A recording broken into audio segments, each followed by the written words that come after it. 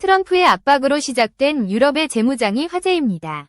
하지만 중무장에 나서는 이유가 한국 방산의 위기를 초래할 것이라는 전망이 계속 제기되고 있습니다.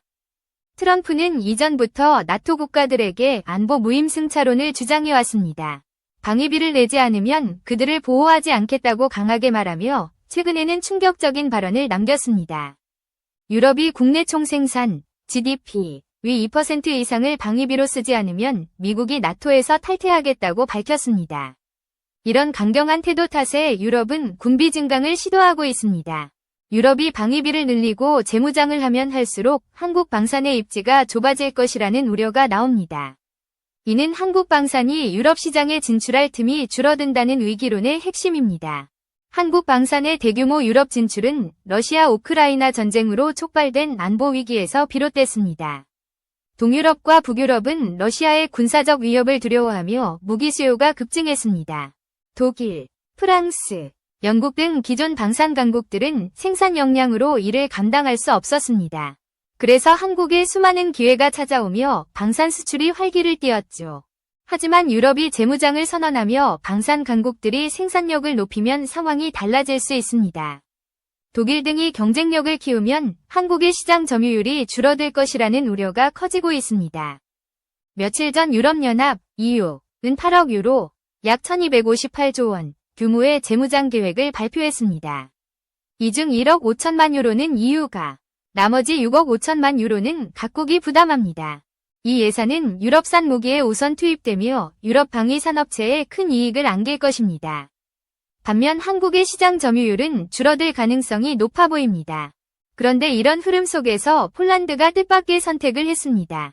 EU를 중심으로 카르텔이 형성되는 와중에도 폴란드는 62억 달러 규모의 K2 전차 추가 도입을 확정했습니다. 폴란드 현지 매체에 따르면 2025년 4월까지 약 8조 원에 달하는 180대의 K2 전차 계약이 체결될 예정입니다.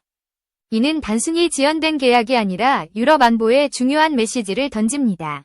폴란드의 행보는 한국 방산 위기론을 정면으로 반박하는 사건입니다. 오늘은 폴란드의 K2 계약 소식을 통해 유럽 재무장이 한국 방산의 기회가 될 이유를 살펴보겠습니다. 2022년부터 이어진 러시아 우크라이나 전쟁은 유럽 방산 판도를 뒤바꿨습니다. 지난 5년간 우크라이나의 무기 수입량은 100배 가까이 증가하며 세계 1위에 올랐습니다. 우크라이나는 전 세계 무기 수입의 8.8%를 차지할 정도로 비중이 커졌습니다. 같은 기간 유럽 나토 회원국의 무기 수입량도 2배 이상 늘어났습니다. 유럽이 수입한 무기 비중을 보면 미국산은 52%에서 64%로 증가했습니다. 이는 유럽의 미국 위존도가 더 커졌음을 보여주며 한국과 프랑스산은 각각 6.5%와 5%를 차지했습니다. 독일산 무기는 4.7%로 한국보다 낮은 비중을 기록했습니다. 미국이 전 세계에 무기를 판매하니 위존도가 높은 건 당연하지만 한국산이 6.5%를 차지한 건 놀라운 일입니다. 아시아의 작은 나라로 여겼던 한국이 프랑스와 동등하고 독일을 앞섰습니다. 이는 유럽 방산의 자존심을 흔들며 한국을 견제해야 한다는 목소리를 키우고 있습니다.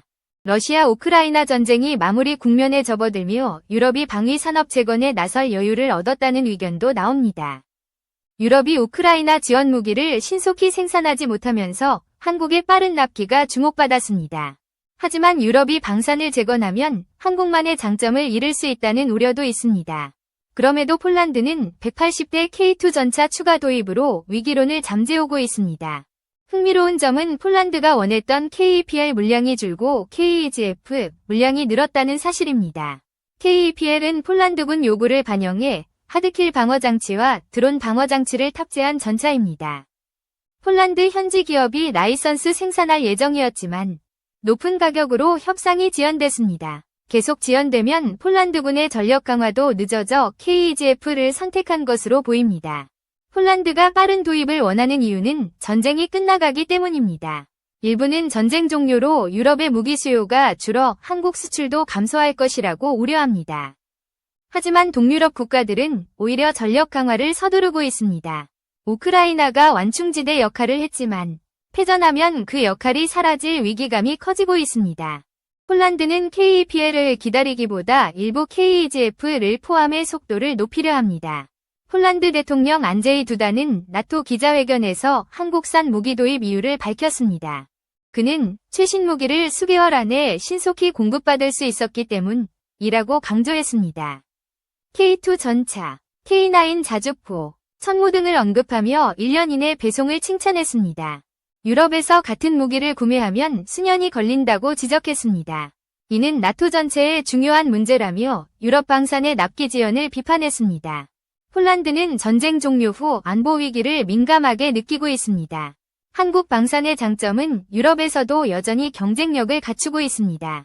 유럽이 방위 산업을 재건하려 해도 단기간에 해결될 문제가 아닙니다. 한국은 2025년에만 폴란드에 2차례 K2 전차를 납품했습니다. 올해 안으로 70대가 추가 납품되며 1차 계약을 마무리할 예정입니다. 반면 독일은 연간 최대 50대 전차만 생산할 수 있어 한국보다 적습니다. 독일이 2004년 수준으로 회복하려면 40년이 걸린다는 분석도 있습니다. 이런 생산 속도가 단기간에 개선될 가능성은 낮습니다. 동유럽과 북유럽은 러시아와 맞닿아 있어 한국 방산에 도움이 절실합니다. 한국은 이런 국가들과 연합전선을 구축해야 합니다. 독일, 프랑스의 견제를 극복하려면 유럽 내 우호관계를 형성해야 합니다. 현지 공장 설립과 기술 이전을 활용해 협력 대상임을 강조해야 합니다. 루마니아와의 K9 수출 과정에서 공장 설립을 결정한 사례가 있습니다. 이를 통해 레드백 도입을 검토하며 현지화 전략의 효과를 보여줬습니다. 기술 이전으로 수입국의 정비 역량이 높아지면 무기 신뢰도가 유지됩니다. 이는 양국 협력을 증대하며 한국의 관리 효율성을 높입니다. 기술 이전이 유럽 방산만 키운다는 우려도 있지만 핵심 기술은 철저히 관리됩니다. 기초 기술만으로 유럽이 한국을 따라잡는 건 불가능합니다. 한국은 현지 공장과 기술 이전을 통해 우호 국가를 늘려야 합니다. 프랑스, 독일의 견제가 거세질수록 이를 기회로 삼아야 합니다. 다음은 폴란드 잠수함 보고서 소식입니다. 발트해는 러시아의 칼리닝그라드와 인접해 군사 긴장이 높아지고 있습니다. 폴란드 해군은 전투함과 잠수함 전력이 부족합니다. 오르카 프로젝트로 3조 원을 투입해 세 척의 신형 잠수함을 도입합니다. 최근 폴란드 보고서에서 하나오션과 HD 현대중공업이 호평받았습니다. 하나는 무장 탑재, HD는 기술 협력에서 높은 점수를 받았습니다. 하나오션은 장보고 3배치 2 잠수함의 SLBM 탑재 능력이 주목받았습니다. 3,600톤급 잠수함에 10개의 수직 발사관을 장착했습니다. 폴란드는 이를 통해 러시아의 도발을 억제하려 합니다.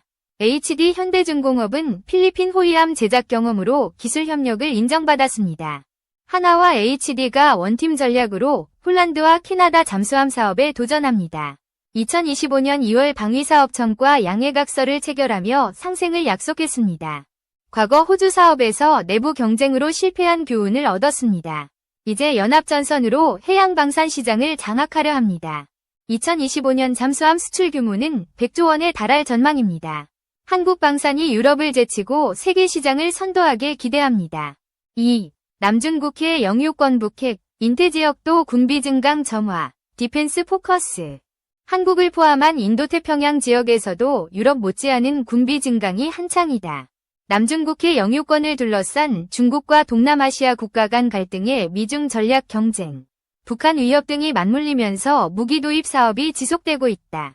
미국에서 F-35A 스텔스 전투기, P-8A 해상 초계기, 사진, MH-602R 해상작전 헬기, 이지스 전투체계 등을 구매했던 한국은 앞으로도 미국산 무기 도입이 예정되어 있다.